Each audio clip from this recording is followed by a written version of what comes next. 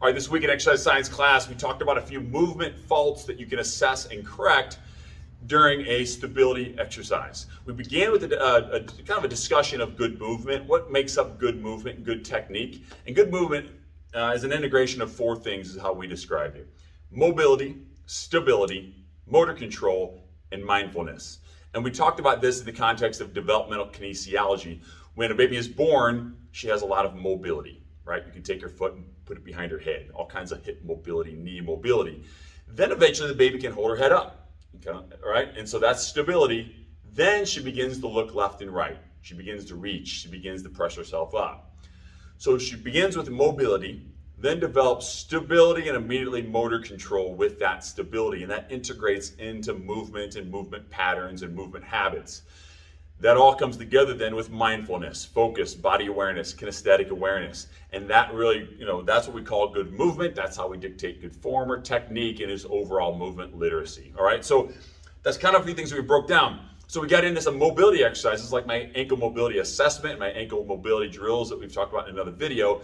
But let's talk about some stability exercises. If you're a PE teacher, a trainer, a coach, you're working on your own planks, here are a couple things that you want to think about.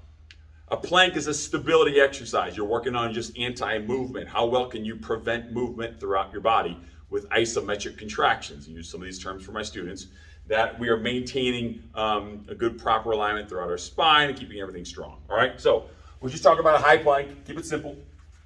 And the stability areas we're talking about are my knees, my lumbar spine, all right, and the relationship between my lumbar spine and my pelvis, and my shoulder blades. All right, so my shoulder blades first. My shoulder girdle, my scapulothoracic joint. If I can't hold this position in a semi-protracted state, using somewhat my pec minor and my serratus anterior, I'm going to fall into this retracted state. So my shoulder blades are going to go from here to sort of this position here. If I can't maintain that position, okay? It's the puncher's muscle. It's the strength there that stabilizes my shoulder girdle and my shoulder blade in that protracted state. That's my serratus anterior.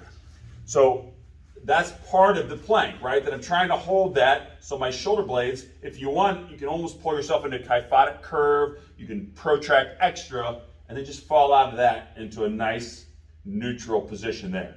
Now what happens, you'll see, is that if someone loses this shoulder girdle area, see my lumbar spine also droops, all right? So that's what we call a lordotic curve.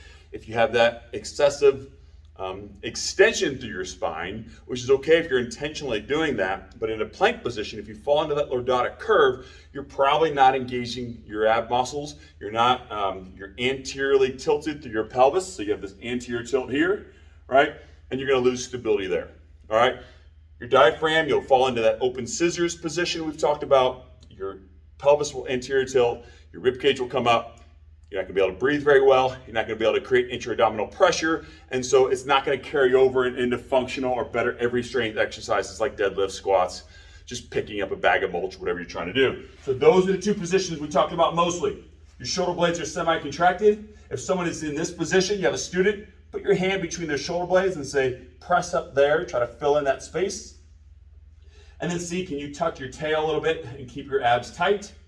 All right, or just engaged, act like you're gonna cough, maybe have someone cough, maybe laugh, sneeze. That's gonna keep your abs engaged and hold that position there. And then the compensation we talked about was we're holding our hips up here because that takes the weight or the force off of my abs and puts it on my hips, all right? So again, the other area, the third area, maybe my knees. If I lock out my knees or bend them here, then I want to keep them about straight, but not there. All right? So shoulder girdle, lumbar spine, and knees are the areas of stability we're working there. All right? A couple things to think about there.